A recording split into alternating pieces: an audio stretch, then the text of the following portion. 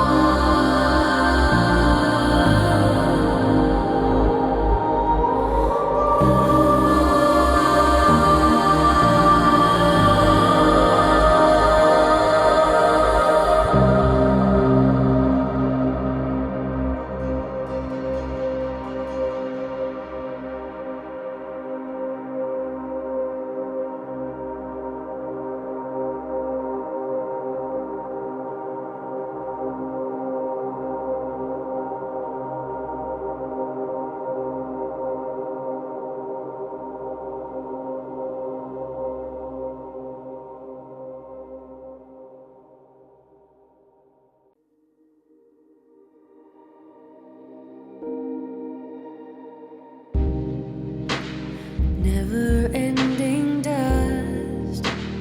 faces look up for another losing game. Anger grows, torture shows that there's a long way to go. Faces shine for a second now, but it's a thin line between love and cries. Still feels like home, but broken down. You're torn up, yet it's still going on.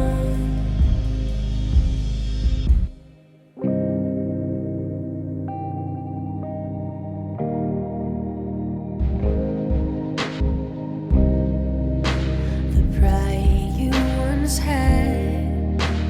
quiet days ahead, too much crushed and beaten down.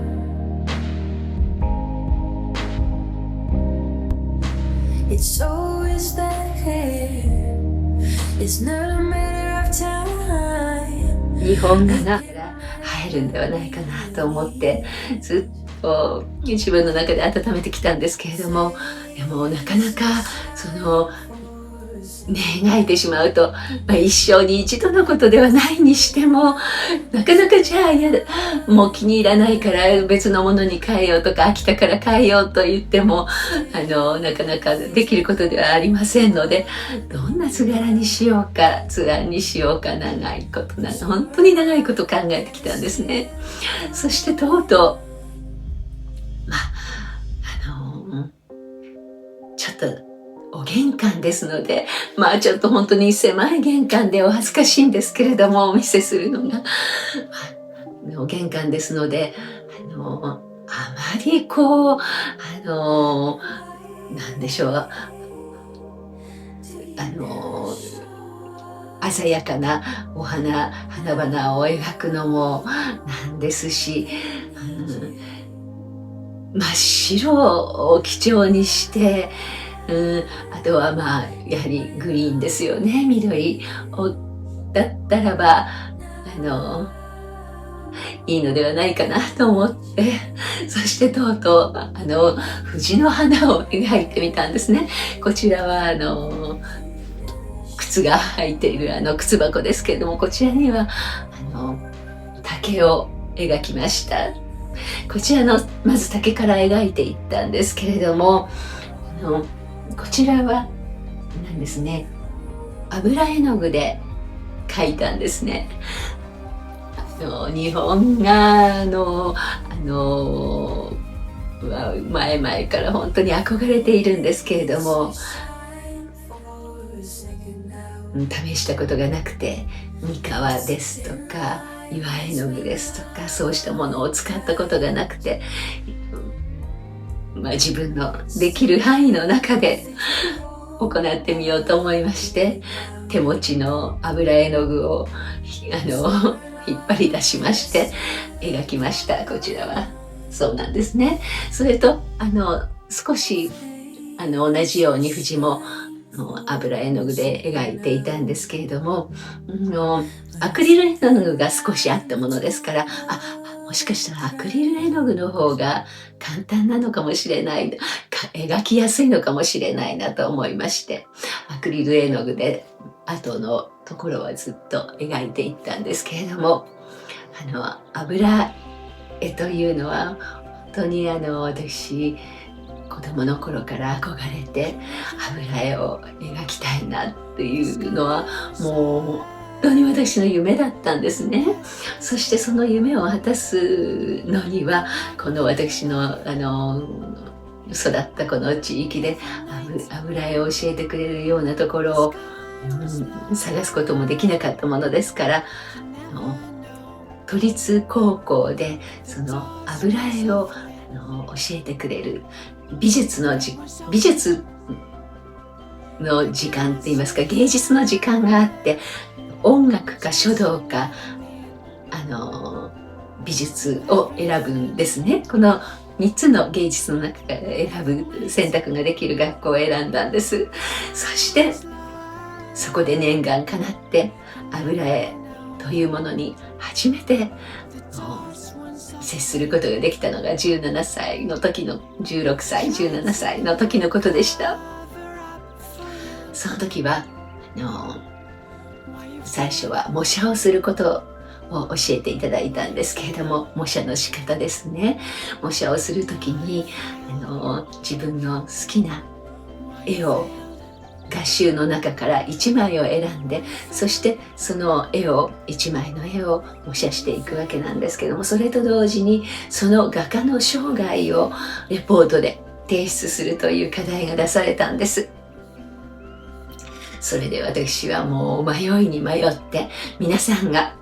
もう着手して絵を描き始めているところにまだまだその一人をそして1枚を選び出すことができなくて、とうとう最後にもう皆さんから遅れを取って始めたのはハイム・スーチンというロシア出身のカンソン地域出身の画家だったわけなんですけども、この人の作品でマニラ・ラニという女性を描いたその肖像画を選んだんですね。これはなんとなくこの黒いスーツを着たマニラ・ラニがなんとなく母と面影がこう重なるようなところがあったことから選んだんですけれども、このハイム・スーチンご存知の方もたくさんいらっしゃると思うんですけれども、今現在はオランジェリー美術館の地下にたくさん常設されて、でも今どうなのかしら、変わったのかもしれませんけれども、そちらでたくさんの絵を見ることができたことが思い出としてございますけれども、非常に何て言うんでしょうか、私の心を捉えたハイム・スーチンなんですけれども、なんて言うんでしょうかね、普通にいわゆる美しい絵ではないんですよ。こうある意味殴り書きのような、美しさと醜さが入り混じっているというか、しかしその奥底に美が見出せるというか、その表面的には荒削りなものなんだけれども、その深いところで光彩を放っているといいますか、そうしたものが私の心を捉えたんですけれども、最後にその提出をして品評会があって、その時に小山すみれ先生というね、芸大出身の先生が講師としていらっしゃってくださって、そして油絵をもとかシルクスクリーンですとかね、いろんなことを教えてくださったんですけれども、すみれ先生が最後に私の絵を取り上げてくださって、この中で一番評価するということで取り上げてくださったんですよ。もうそれが本当に嬉しくて、今でも忘れられない思い出になっているんですけれども、私は高校1年生の時にモデルを始めて、そして資生堂のコマーシャルが高校2年生の時に秋に全国的にあったわけなんですけれども、ですからもうモデルとしてスタートしていたんですね。けれども私は背が156センチしかないんですよ。なものですから、学業とモデルのお仕事とそうした中ならばだったからいいけれども、これから本当に仕事一筋としてモデルをしていくということですと、やはりこの背丈では難しいということで、それならば何か別の、例えばそうしたお声もあったりしたものですから、歌の道を選ぶか、芝居の道を選ぶか、どちらかを選択するのがいいんじゃないかっていうような、周りの方々からお声をいただいていたんですけれども、私の中ではその美術家になりたい、絵描きになりたいという思いがあった。長いことずっと子供の頃から温めてきた自分の希望だったものですから、そこで迷って、そしてすみれ先生にご相談したんですね。そうしましたらば先生はどちらの美術の道を選ぶのも、そうした芸能の道を選ぶのも、どちらにしても本当に大成するのは難しいことなわけだから、二足のわらじを履くということはもう無理だろうというご判断で、ならばもうすでに用意された、もうレールが引かれた道を歩むのがいいのではないかというアドバイスをご教示をいただいたんですね。そしてその言葉を私もその言葉に納得して、そして高校を卒業すると同時に女優の道に進むことになったんです。それでも今こうしていろいろ絵を描いたり、家の中の生活を楽しむためにいろいろなそうした美術などもしつらえたりでしょうか、生活の中に生かしたりというようなことをしている現在を考えますと、ずっとそうした全てのことがやっと一つに統率できたと言いますか、全部が一つにうまいことまとまっていったというか、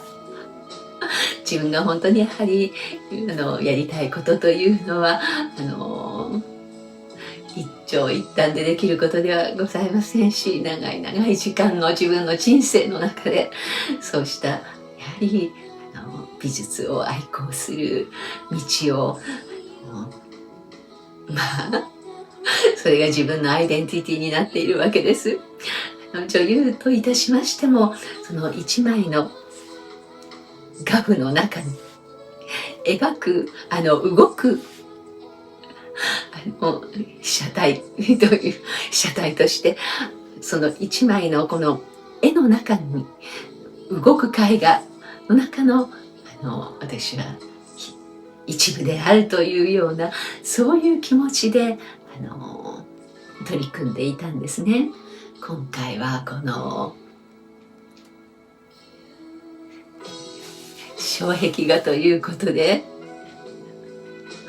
本当に玄関は狭くてお恥ずかしいんですけれども、それでもなんとか4日ほどで描き上げることができました。またこれから日本画っていうのはすごくこの余白を日本画と言いましても油絵の具で描いているんですけれども、余白を大事にする美でありますよね。日本の美というのは絵画だけではなくていろいろなものでも余白の中にその美を、何もないところに美を見出すような、そうしたところがございますけれども、今回もですから上の方に絵を描いて、下の方は全く手をつけていないんですね。こうしてまた絵を描いたりいたしますと、今までね気になっていなかったところがまた目についたりして、こんなところこんな汚れていたわとかとにかく美しい暮らしというものは本当に美しい暮らしを目指して日々そうしたものを念頭に置きながら生活しておりますと、何よりもやはり清潔に保ちたいということと整理整頓ですよね。この素朴であっても華美であってもそれは人それぞれのご趣味がございますので、何を選ぶにいたしましても、でもそうして自分の愛するもの、好きなものと向かい合っていますと、そこはやはりきれいにしておこうというふうに思うわけですよね。物をぐちゃぐちゃぐちゃっと置いたりしないような。まあでもそれもまたね、いろいろな考え方があると思うんですけれども、というのは今お話ししながら、そんなこともないのかなとふと思いましたのは、金子国義さんという画家がいらっしゃいましたよね。子供の頃から存じ上げていて、本当に大好きな画家のでいらっしゃったわけなんですけれども、金子さんのお家もとっても素敵なお住まいで、もう本当に金子さんならではの美意識に彩られたお家でしたけれども、そこを撮影にお借りいたしまして、お写真を撮らせていただいたようなことが何度かございましたけれども、そんな時にはわざとバーッとお部屋の中を画集などや画布などで散らかしたりして、そして空間を作り上げて、どうぞっていうふうにどうぞお使いくださいっていうように、わざとそういったそういった出題をしてくださるようなこともございましたので、一概には言えないんですけれども、本当にとても素晴らしい画家でいらっしゃいましたよね。もうお亡くなりになられて本当に残念なんですけれども、いずれにいたしましても、この間初めてちょっとそんな言葉を知ったんですけれども、吉田健一さん、吉田茂首相のご長男でいらっしゃった吉田健一さんは文学者でいらっしゃいましたけれども、その中の長崎という章の短い紀行文の中で、長崎ですから原爆の後にご訪問されたわけなんですけれども、そこで美しい生活に執着することだ、いろいろな苦難があっても、今長崎は復興して立派な新たな生活が、暮らしが、そこの長崎で生きる人たちが新たな生活が始まっている。それはもう二度と戦争が起こらないように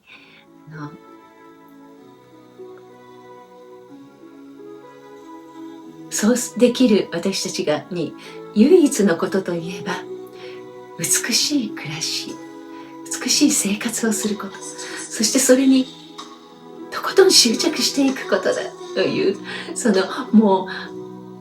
う終わった戦争に執着するのではなくて、新たに始まったその美しい暮らしというものの中に、それを決して諦めることなく、そこに執着して暮らしていくこと、それが私たち一般の人間たちにできる、国民にできる戦争への反戦的な精神であるということをね、書いていらっしゃるような一文と出会ったりいたしましたけれども、で皆様も何か皆様それぞれに好きなもの、美しいと思うもの、それは違うと思うんですね。皆様お一人お一人の人生があるわけで、その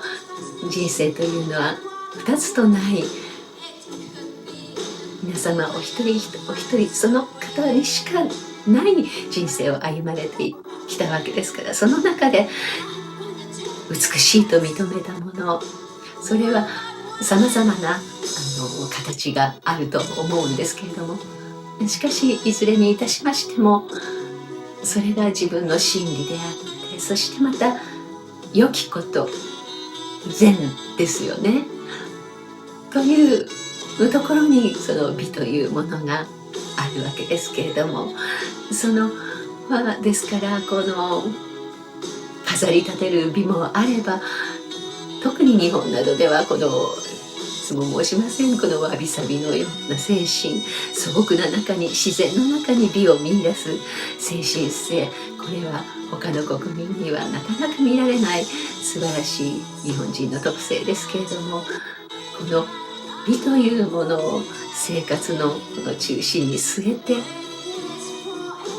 暮らしていく、生活をしていくということは、これは自分自身の喜びであると同時に、ひいては家族、そしてそれがまたお仲間の間で、そして地域社会へとこうどんどんと広がっていくような、そうした美というものには力強い底力があると思うんですけれども、そうしたことをこれからも皆様とご一緒にこの番組を通じて深めていくことができればなというふうに思っております。今回も最後までご視聴くださいまして本当にありがとうございました。夏至のこの時期、一年で一番この日の長いこの時期をまたそれぞれにお楽しみいただきながらお過ごしいただければと存じます。今回も本当にありがとうございました。また次回の YouTube でお目にかかりますことを楽しみにしております。ありがとうございました。